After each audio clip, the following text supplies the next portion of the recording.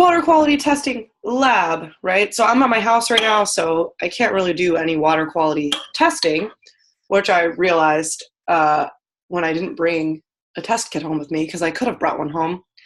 But this morning I woke up and went, oh, I guess I can't test water live on this recording, right? So I will post a video from last year of me testing these 3 water samples, if that's something that you're interested in seeing. Otherwise, totally fine if you're not interested. The important part of this is that we are analyzing the data. So we're going to describe, we're not going to test, but we're going to describe the water quality from 3 different sources. And then we're going to look at some data from the National Geologic Society and describe solutions to limiting water contamination. So these are the 3 water sources. And Jack, you might remember some of this from last year. Other people might as well, right? Depending on, I know some people took part of earth science already, and other people have taken classes with me before where I've talked about this. So which one of these water sources do you think will be the cleanest? Johnson's Creek water, tap water from a sink, or rainwater? So which one of these 3 sources do you think will be the cleanest? You could put A, B, or C, or you could write out the whole word. Alina, you will be the cleanest. Well, I don't know. Some water can be really clean. Thank you, Haley, for putting a real answer here. Rainwater is an excellent thought. Right? Why would you think rainwater might be cleaner than tap water? Jack says tap water. Remember, tap water just means it comes from the sink. But I have a feeling Haley's thinking about the water cycle. Oh, you're saying that after having last year? Yes. Yes. I know what you mean, Alina. So Haley might be thinking about water cycle here and how rainwater is coming straight from the sky, right, in the water cycle. So potentially it could be cleaner than tap water. It's definitely possible. Of course, the hard thing about that is some rainwater might be really gross, especially if it's been sitting in a puddle for a really long time, right? The rainwater that we tested was collected in a bucket outside, but I didn't let it sit for a long time. I let it sit for maybe like 2 or 3 days. So it wasn't like really nasty or gross. Because tap water goes through a filtration system and rainwater is coming from the clouds. Excellent explanation there, Haley, and I agree. In theory, right, rainwater should be incredibly clean. Unless, again, it's on the ground and it's mixed with something else. Yeah, I agree, right? In fact, you can collect rainwater at your house, right? And maybe you might want to filter it a little bit, depending, before you drink it. But a lot of people use rainwater for other things too, like gardening, instead of using tap water for that. So here is our data, which is not going to be as exciting since I'm not actually doing it live, but poor planning on my part. You guys know how that goes. Sometimes you don't plan the best. So this is the data that you're going to be adding to your water quality book. You may recall in last week's virtual session, you set up a water quality book where you had a table of contents, right? If you forgot about the book, that's fine. You're going to be turning it in. So, oops, I didn't mean to go to the next slide. We're just going to kind of break down this data and talk about it a little bit. If you do have your water quality book available, then you can start filling in the data. So Haley, we created these books last virtual session, and they're just basically a PowerPoint with a bunch of different slides on it, where you will explain all of these factors that we can test water for, and then explain sort of what we see in our little experiment here. So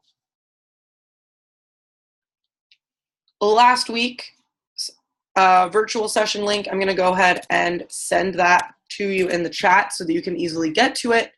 right? But if you go through this slideshow, you will recall that on page 5. Yes, page 5 and 6, you see how to set your book up, right? So you need some kind of cover page where you have the title, which is Water Quality Testing Project. You have a picture or pictures that represent water quality.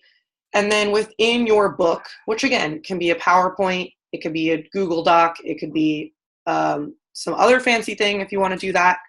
We're going to have all these different pages. We're going to have a page for dissolved oxygen, phosphates, nitrates, pH, fecal coliform, and then today we're talking about page 6 here, the data, and page 7, the conclusion. So if you completely forgot about the book, that's fine. You're going to have an opportunity to work on it post this virtual session, but here is the data that was collected last year live, and really what we found wasn't that surprising, except that the tap water had a pH of 8, which is pretty high for tap water. I was a little bit freaked out by that. Also, tap water had phosphates present, which is strange, and it had nitrates present, which is also strange. So really, last year we found out that the tap water from MIWA is maybe not the best filtered tap water. Thankfully, it did not have any fecal coliform, right, which is a fancy word for poop or bacteria that comes from feces. So at least we didn't have that, right? That would have been incredibly worrisome. The tap water also had the lowest amount of dissolved oxygen. Again, not a big deal because usually there are not organisms living in tap water. It's called tap water because, as Haley said before, it goes through a filtration system before it gets to you and you drink it. Johnson's Creek and rainwater, on the other hand, both had pHs of 7, which is perfect, right? A pH of 7 is exactly what we would expect for pure, clean water. Johnson's Creek had a very low amount of phosphates.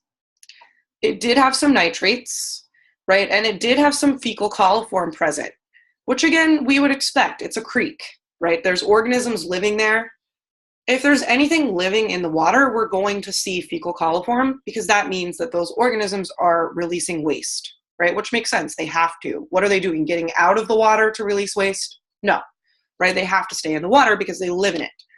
So all of that seems pretty normal, although this nitrate level is a little higher than we'd like to see in a natural water source. Remember, nitrates can actually cause death and brain damage to organisms. So 4 parts per million is not crazy. I mean, if we saw 40 or 50 or a high number like that, that's where you would be like, ah, right? But this, honestly, if you drank this Johnson Creek water, you would probably be okay. I would not recommend it, but you would probably be okay. Dissolved oxygen was around 2 parts per million, which is quite low. However, the water did sit for a while. Mr. Ling carried it to me in a giant bag. And dissolved oxygen, of course, is going to be impacted by the water's movement, which we learned about last week. Rainwater had a surprisingly high amount of oxygen. I mean, at least compared to these other two. A beautiful pH. The rainwater also had some phosphates and nitrates, which seems a little strange. I think it actually came from the container that I was storing the rainwater in because it used to be a pot for plants. So most likely there was some phosphate nitrate residue left over there that ended up getting into the rainwater. So that could be an error on my part that I didn't use like a brand new clean container, right? However, it's possible there's also just some in the rainwater. And rainwater did test negative for fecal coliform. Again, not surprising, right? Because there wasn't anything living in this rainwater and it was pretty fresh. It had rained like, I think 2 days before or something like that. So there was no fecal coliform in the rainwater. We really thought last year that the rainwater did seem the cleanest out of these 3. And a lot of people did think tap water would be the cleanest because it's filtered. But regardless, right, this was one test that I did once on one day with a small sample of water. So again, if we really wanted to generate enough data that we could make safety calls on this, we would have to do this test hundreds and hundreds of times, right? I'm not going to test water once and be like, it's clean or it's not, right? I'm going to test every day, frequently, all the time to ensure that it is safe, which is what they technically do with tap water. However, I don't know what's going on with the tap water in Miwok. So Johnson's Creek itself, right, is one of Portland's watersheds, and it's a huge important one. Type a 1 in the chat if you've ever been along Johnson's Creek, you've seen a sign about Johnson's Creek, you've heard of it, right? You're like, yep, that's a thing. Okay, Haley's heard of it. Alina. You will see you lived down there. Yeah, Jack's also seen it, right? So it's a pretty common thing. You hear about it a lot. If you're driving, you might see signs saying Johnson's Creek. Sometimes you'll see signs telling you, oh, this drains to the watershed. Yeah, exactly. Exit 17, right? Telling you not to pollute because it drains to the watershed, etc. Well, look how big Johnson Creek watershed actually is. Right? It goes in Gresham all the way to Boring, and it goes all the way into deep southeast Portland and Milwaukee, right? So it's a huge, huge watershed. And what is a watershed? If you want to take a guess on that, you could feel free to Google too if you want to see what the definition is, but what is a watershed?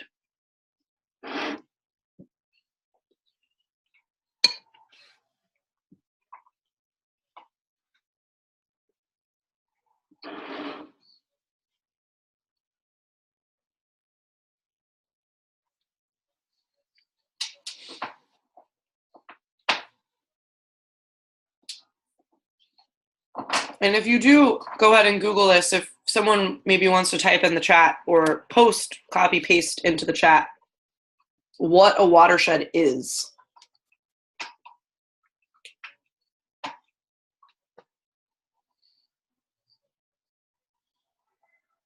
An area or ridge of land that separates waters flowing to different rivers, basins, or seas. Great. Right, yeah, you looked it up, totally fine, right? Sometimes we might know kind of what it is, but we can't really explain. Basically, it's all the area that drains into Johnson's Creek. Johnson's Creek is a little confusing because it looks like a river, right? It technically is a river, right, if you want to think of it that way. But it's much smaller than, for example, the Willamette, right, or the Columbia River. So it is considered a creek, but it's huge, right? Creeks don't have to be tiny little streams, essentially. They could be bigger than that. This entire area, all of that water, as soon as it goes into the ground, it's going to drain towards Johnson's Creek, right? So that means, for example, if you live somewhere in Gresham, most likely any water that's raining outside your house is draining into this watershed. Okay, so then knowing that, right, we think about the data and we actually say, well, honestly, Johnson's Creek doesn't seem so bad, right? For a creek that's that big, that's just exposed to people who could, in theory, do whatever they want to it. You could throw garbage in it, right? I mean, you see garbage in it occasionally, but it's not so bad. Really, the phosphates are at 0, which is ideal, right? The pH is great. The dissolved oxygen could be better. Nitrates could be lower. Again, seems totally fine. Well, here's the problem. Because, of course, there's a problem. Otherwise, we wouldn't be talking about this. Right, so this is some interesting data that they started noticing in 2016, which, by the way, there's like a team of scientists constantly monitoring Johnson's Creek. That's what they do with their life, is collect samples and make sure the fish are okay and make sure this is okay, et cetera, et cetera. So people are on it. They're paying attention. They are watching Johnson's Creek, right? It's a huge watershed. They want to protect it.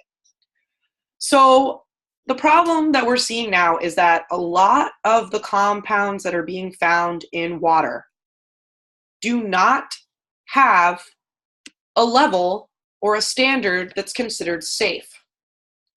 right? So for example, with pH, if the pH of water was 10, we would consider that to be unsafe.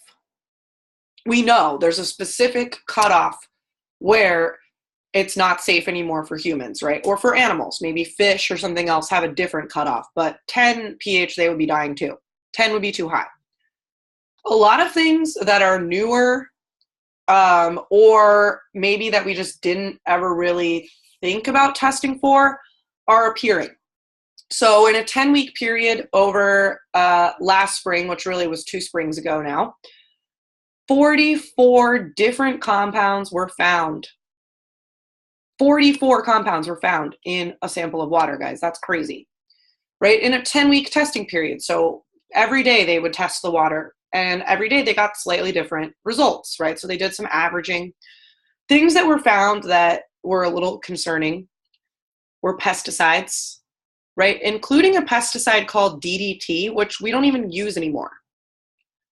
I don't know if you guys have ever heard of DDT, but it was a really, really powerful pesticide. And then we found out that you store it in your fat tissue and you keep it with you for the rest of your life. And when you get breastfed, you have DDT passed on to you from your parents. So even though you weren't alive when DDT was used, you probably have it in your body, which is crazy and disturbing. Also herbicides, right? Which pesticides kill insects, right? Herbicides kill plants.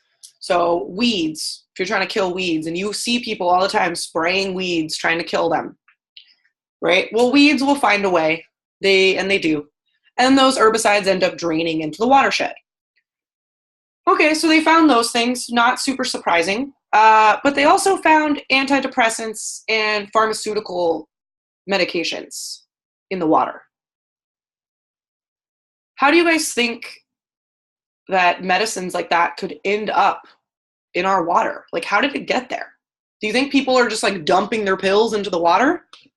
Or is there another way that they're getting there?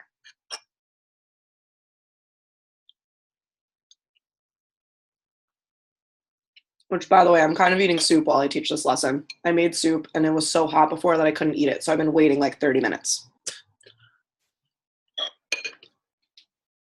So what do you guys think? How would antidepressants or pharmaceuticals or medicines end up in our water?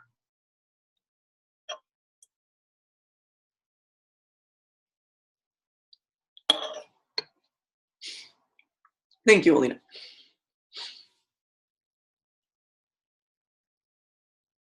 Okay, so yeah, sure, there probably is somebody who just throws their medicine or like flushes it down the toilet or something, right? That's definitely happening, I'm sure. But you're right, Jack, through the sewers. So when you take medicines, they don't just stay in your body, right? They leave your body with your waste, mostly through your urine. Your urine then goes to the sewer. It gets filtered, it gets cleaned, it gets dealt with, right? However, we don't know how to filter out these microscopic medicine residues, right? So they end up going into the water supply. And usually it's such a tiny amount that it's fine. However, right, with the rise, more and more people are taking medicines, right? More and more people are getting diagnosed for things that they've had. More and more people are taking care of themselves now, probably than ever before. So we're seeing more medicine. So you think, okay, well, that's fine, whatever. Maybe people are going to have water that has a little bit of medicine in it. Really, we don't really care about the people here. What we care about is the animals. So there are studies that are linking animal behavior with antidepressants. So shrimp and fish, right, especially the smaller the organism, the more they're going to be impacted by a tiny amount. They are not used to having those compounds in their water. And basically what ended up happening was if there was a high enough level of them, then the shrimp and the fish would stop eating and they would stop moving and they would just kind of chill. Right? Which means they probably got eaten by other animals, which then ingested the antidepressant, right? And then as you can imagine, it would go all the way up the food chain. So we don't really know how these compounds affect animals, especially fish, right? No one's testing antidepressants on fish. No one's really thought to do that. We know it affects them, but we don't know how, right? And we don't know what the ratio is. Maybe if there's too little of something else, it's when it matters. So really, I went to a lecture about this and I was completely surprised, right, that there aren't levels for these things. There's no measurement being done to say how many antidepressants can be in water. There's no measurement being done to say how many pesticides can be in water, right? Which no one's going to Johnson's Creek and drinking the water, but animals are living there, right? And in theory, this extends to all water sources, including tap water, right? Which does get filtered. But again, how much filtering can you do for things like this? There's only so much, right? So what goes down the drain goes into our water. And most people don't think that. They think, oh, it's fine. It's going to go to a sewer, right? It's going to get cleaned.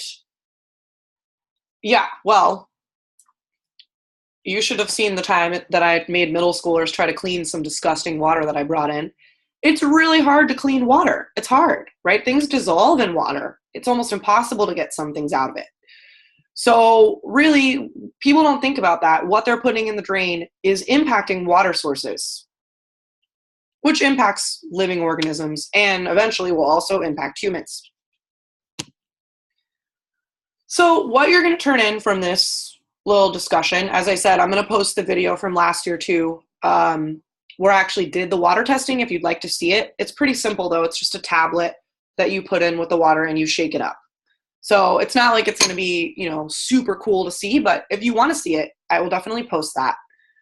But basically, you're going to be using this as your conclusion for your water quality book. You're going to answer these 3 questions on your conclusion slide or your conclusion part of your book. Which water source was the cleanest? How do you know? Use data to support, right? So use physical numbers from the data table. Say rainwater had a pH of 7, and therefore I think it's the cleanest. It also had the lowest this. It also had this. Question 2 is about all the stuff I just ranted about. What is worrisome that many of the compounds found in Johnson Creek are not being monitored, right? Can we really do anything about that? Does that disturb you? Or am I just over here having a little science meltdown on my own? Right? And then are the factors we tested for enough to know how safe our water is? Why or why not? Kind of relating to both of those conclusion questions. Can you turn in your whole book by tomorrow? Certainly. So it shouldn't take you too long to set the book up. Really what you're going to want to do is just make sure you've talked about what the tests are, what they mean, put your data, and then answer these conclusion questions. So we're going to do our Module 2 DBA. I know most people are not quite done. Actually, maybe we should wait till next week to do it. I'm wondering. Let's see. Let me see where you guys should be in Module 2, and maybe I'll push this until next week. Oops, not Module 3. So much. Okay, you should be finishing in October 22nd. Okay, we're going to wait till next week, actually, for the DBA. So I will have that ready again for next week when we have our next virtual session. The water quality book itself is not actually even due until October 24th. So I am going to change the due date on that since, we're pretty much done with water quality books at this point. Again, the only thing you could really do is if you'd like, you can watch the video from last year. All right, we're going to make this guy do, let's make us do Friday instead. A little better.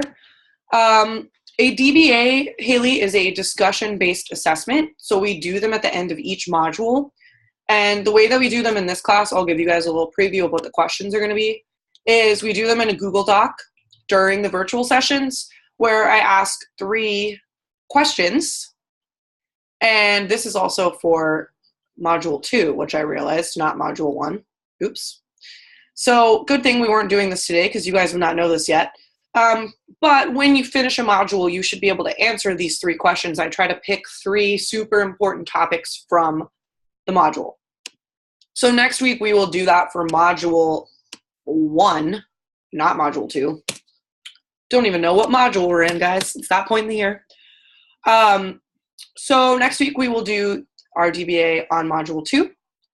And otherwise, does anyone have any questions about the class, about the session, about anything else?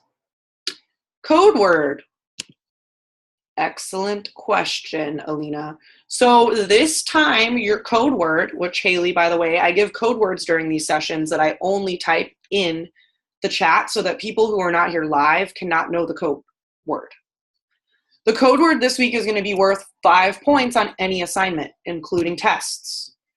And the code word is going to be